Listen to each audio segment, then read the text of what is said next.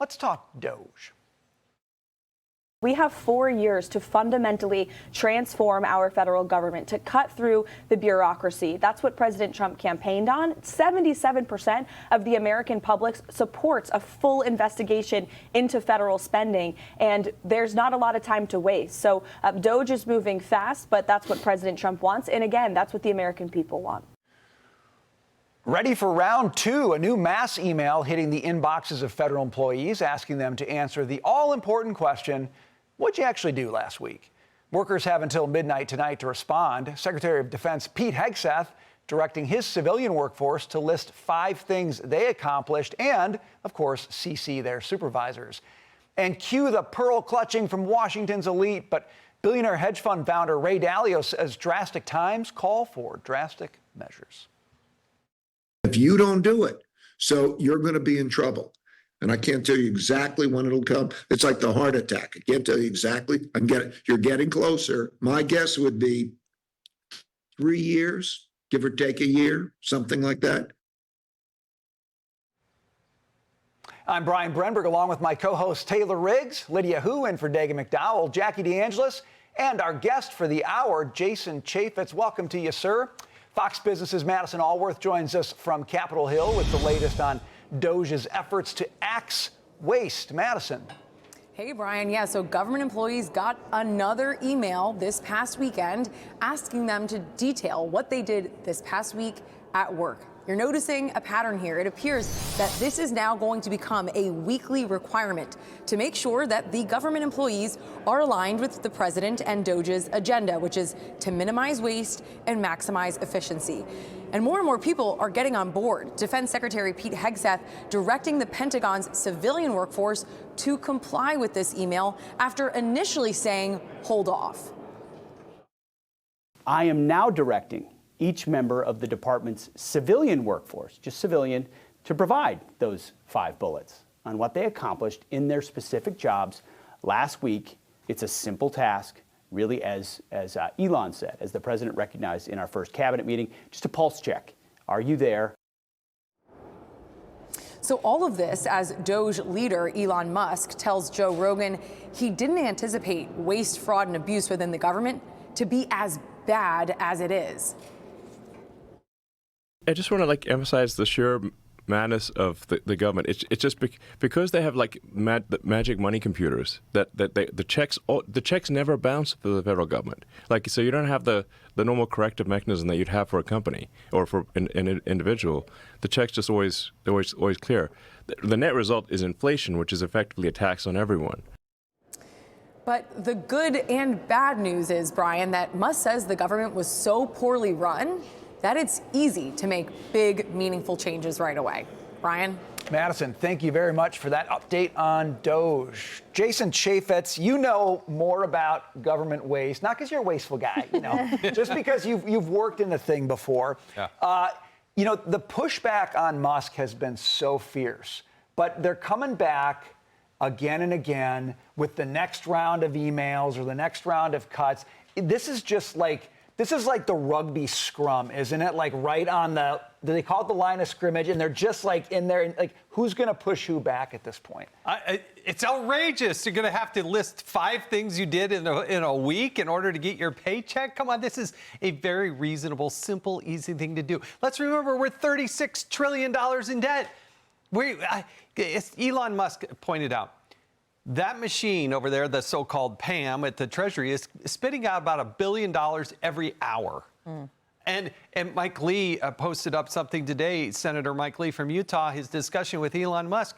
There's something like 4+ million credit cards, but there's only 2-something million federal employees. So what in the world is everybody's got 2 credit cards so they can max one and then use is that what's going on? They're handing them out to contractors, and so everybody should be championing this. Yeah. They're not trying to cut Medicare. They're trying to get rid of the waste, fraud, and abuse. And Jackie, so you got Secretary Hegseth now who's saying, look, if you're a civilian in the DOD, you got to respond to the email. He has every right to do that. Doge may have given him the idea, but he's free to do that or not, and he's saying, I want in on this. And I think there was a little confusion because we talked about it on Friday, that San Francisco judge's ruling that was talking about how the OPM, Office of Personnel Management, can't necessarily issue a directive of what happens at another agency. So OPM can fire or hire within its own agency. They can't necessarily tell Pete Hegseth what to do at the Department of Defense. But that doesn't mean that Pete Hegseth can't do whatever he wants because he's the boss there. So if he wants people to send an email with 5 points of what have they done, and he wants to cut the bottom 10% like Jack Welch used to do at GE, he is within his freedom to do that. And you know what I learned at jobs throughout my life? If you like the rules, you like them. And if you don't like the rules, you can always leave. Everybody knows where the door is. So I think he's proceeding. I think everybody sort of paused for a moment to try to understand what impact that ruling would have. It doesn't really have any impact at all. They can continue doing what they need to do to keep their agencies efficient and lean. If you run an executive agency, you should be able to execute your strategy. Right. It's part of the name. Taylor, here's one of my favorite parts of this, and I think you know something about it. You've got the government workforce and the government spending.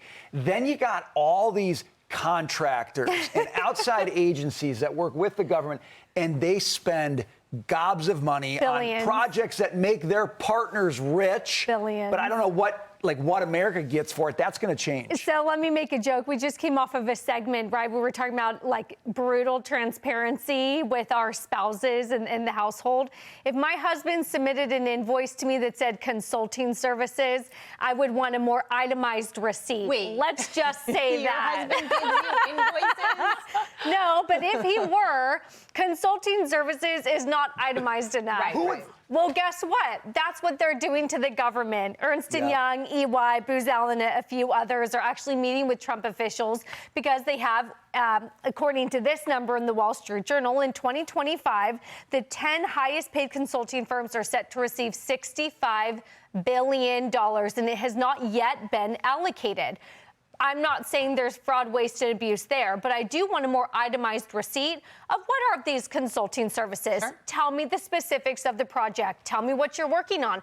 Tell me how much goes to administrative fees versus the actual project. Those are all sort of things. So I like that, again, this is a president who's engaging in the private sector because we absolutely need the private sector, but it's not just here's $65 billion this year, go have fun on consulting services. Tell me what you're doing and then we'll allocate money appropriately. I mean, think about how many years those guys have been doing that consulting and probably getting somewhere around $60 billion a year.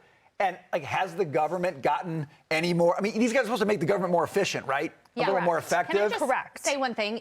So in private industry, any company I've ever worked for, if you want to go on a business trip or you need to do something, travel, whatever, you've got to itemize all your expenses, Taylor, to your point, in great detail. I worked at a hedge fund when I was just out of school where they actually had your corporate card linked to your own. You were on the hook for your corporate card. So if you went off the rails and were doing things you shouldn't have been, and then you submitted it and you didn't get reimbursed for it, you were paying it. They weren't paying it first. So why can't we run these departments and agencies the way private businesses run? Because those are the businesses that are looking to make a profit and looking at the bottom line. Totally. Lydia, I noticed that the Department of Education is offering some buyouts for workers there, $25,000 buyouts. You can comment on that if you want, but to me, it's part of the larger picture of, look, Doge can't end a department, but they can shrink it big time, and they're going after it with paychecks to say, why don't you leave if you don't like it here? Yeah, and $25,000 seems like a really nice cushion, a nice parachute for anybody who wants to take that.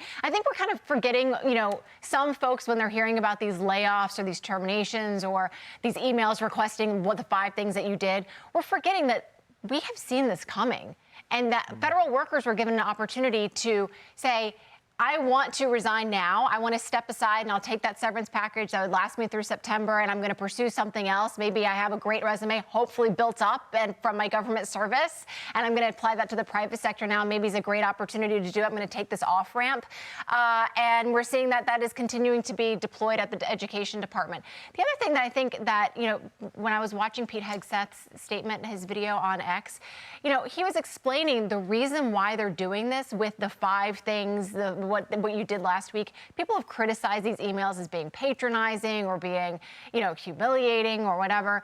Right. What he's actually doing is just making sure that Are the lights on here? Is anybody home? We want to make sure that you're just paying attention, because there have been issues where we're not sure what is actually happening, and we just need someone to respond and make sure that they're paying attention. It's and a kind of productivity check, too. Absolutely. What are you contributing? Absolutely. I think that there's nothing wrong with this. The bigger numbers actually are going to come from not just the consultants, but all of the grants. A lot of the grant money has just been.